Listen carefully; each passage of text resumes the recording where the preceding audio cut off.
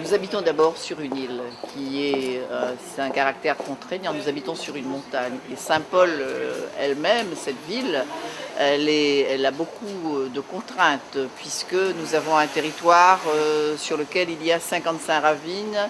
Vous avez une montagne, vous avez le cirque de Mafate, nous avons un étang dans lequel se déversent 14 ravines.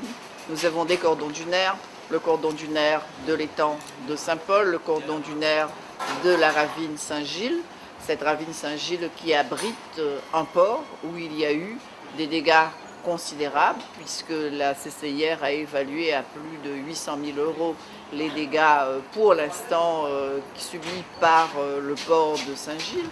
Et également nous avons notre agriculture qui a été dévastée, le maraîchage quasiment à 100%, ce qui est sur l'arboriculture, parce que nous sommes le verger, un verger de la Réunion, un des vergers de la Réunion, en mangue notamment, et cette récolte a été complètement détruite. Nous avons également à déplorer pour 12 écoles de Saint-Paul, notamment l'école de Villèle et l'école du Guillaume Saint-Paul, des dégâts considérables. L'école de Villèle, la salle, il y a une des salles qui ne pourra pas être utilisée à la rentrée.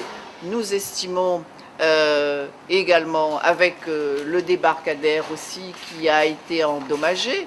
Et là-dedans, je ne vous dis pas les problèmes pour les familles de Saint-Paul, les 39 000 familles de Saint-Paul qui ont subi durement les effets du cyclone. Nous avons quand même plus de la moitié de notre population saint-pauloise qui vit en dessous du seuil de la pauvreté, 44 000 Saint-Paulois qui sont à la CMU complémentaire et qui avaient déjà fait leurs courses et qui subissent vraiment de manière très difficile. Puisque les congélateurs étaient pleins, il a fallu jeter tout cela et c'est pour cela que l'on est avec des secours d'urgence et nous remercions les associations caritatives qui se sont engagées notamment pour le cirque de Mafate et nous invitons tous les Saint-Paulois à aller faire dans les mairies annexes leur démarche parce que le décret de catastrophe naturelle en principe sera promulgué dès le 15 janvier. Nous avons plus de 121 personnes qui sont venues auprès de la mairie déclarer les dégâts qu'il y a eu chez eux.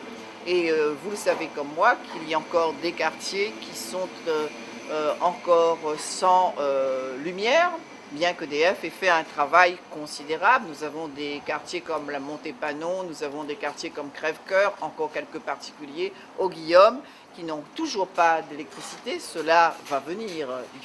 Il y a de la vie, donc il y a de l'espérance. Et j'invite vraiment les Saint-Paulois à venir faire leur démarche pour être indemnisés. Eh bien, il y a un effort individuel pour chaque famille, un effort pour chaque particulier à consentir.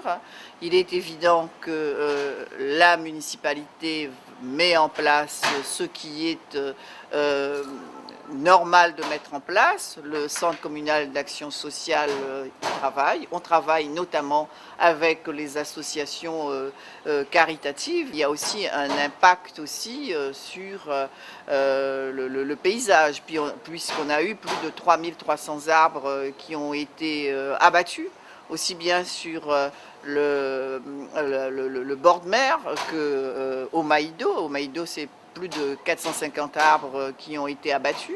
Et c'est pour cela que le plus rapidement possible, l'arrêté de catastrophe naturelle doit être promulgué, parce que l'on sait aussi combien, même s'il y a un arrêté de catastrophe naturelle, combien le parcours pour arriver à l'indemnisation, c'est un parcours du combattant. Et on a cette expérience-là, parce que quand on a déjà produit un dossier et que l'on vous demande de ramener le même dossier souvent, et donc c'est cela qu'il faut, la simplification administrative. Et je n'ai pas parlé de l'eau, là aussi. Nous avons nous-mêmes 27 stations de pompage pour la Créole et qui gèrent l'eau ici à Saint-Paul. Nous avons 10 stations qui sont équipées de groupes électrogènes et nous aimerions aussi que l'Europe, qui s'occupe de beaucoup de problèmes, s'occupe de ce problème essentiel de l'eau ici à La Réunion et que nous soyons un peu mieux écoutés quand il s'agit de l'eau qui est la vie. Je pense que les personnes qui habitent en bord de mer sont sensibilisées. On a eu récemment le plan local d'urbanisme. Toutes ces personnes sont sensibilisées par rapport aux difficultés qu'elles pourraient affronter en cas de forte houle. Et tout le monde le sait, nous sommes ici le premier lieu d'habitation de toute la Réunion, le berceau des Réunionnais, c'est le premier lieu de peuplement qui a été Saint-Paul. Et c'est un lieu qui est en dessous du niveau de la mer. Il est arrivé que l'eau parvienne jusqu'au parvis de la mairie de Saint-Paul, jusqu'à la maison Verguin, en ville de Saint-Paul, et que lorsqu'il y a eu des tsunamis, lorsqu'il y a eu le Krakatoa, l'eau a tapé sur la falaise de l'autre côté. Et donc, je pense que cette histoire-là, les Saint-Paulois le savent, ceux qui habitent la baie aussi le savent, et d'autant qu'il y a certaines personnes qui habitent la baie qui nous ont demandé leur évacuation le soir du cyclone, parce que ça faisait vraiment peur. Nous-mêmes, nous étions ici en mairie, et nous voyons bien combien c'était difficile.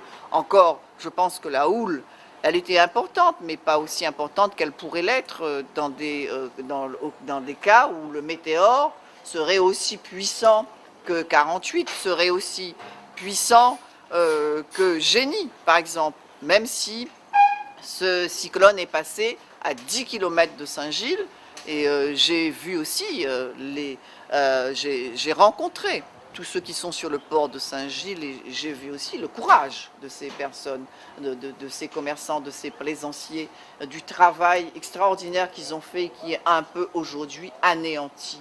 Et donc c'est cela aussi, moi je dois aussi remercier le personnel communal, plus de 100 agents qui ont travaillé, je dirais même jour et nuit, ils ont travaillé aussi le dimanche, le personnel, les cadres qui ont été mobilisés, qui ont été confinés ici pour écouter, pour être à l'écoute des Saint-Pauloises et des Saint-Paulois. C'est un travail considérable qui a été fait. Il faut aujourd'hui remettre, par exemple, remettre un arbre debout, remettre les écoles en état, parce que la rentrée, c'est le 20 janvier. Et donc, il y a tout ce travail, et les agents communaux s'emploient à le faire, et nous nous employons à faire les déclarations qu'il faut pour que nous soyons indemnisés. Mais voyez-vous, comme je vous l'ai dit tout à l'heure, l'indemnisation n'est pas l'indemnisation qu'on pourrait attendre, elle est toujours d'une importance moindre, ça n'est pas beaucoup. Donc le réseau a été rétabli complètement le 8 janvier, donc tous les abonnés en fait ont l'eau, et depuis mercredi dernier. En termes de dégâts, on a eu très peu de dégâts.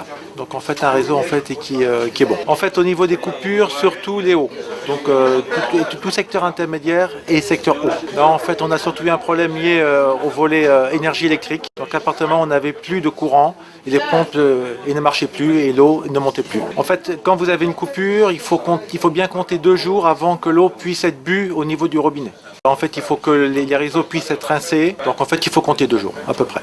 Nous, en fait, en termes de dégâts, on a très peu de dégâts, environ 100 000 €. Et par contre, on a mobilisé une quarantaine de personnes pendant 5-6 jours. Et donc là, c'est un peu plus cher.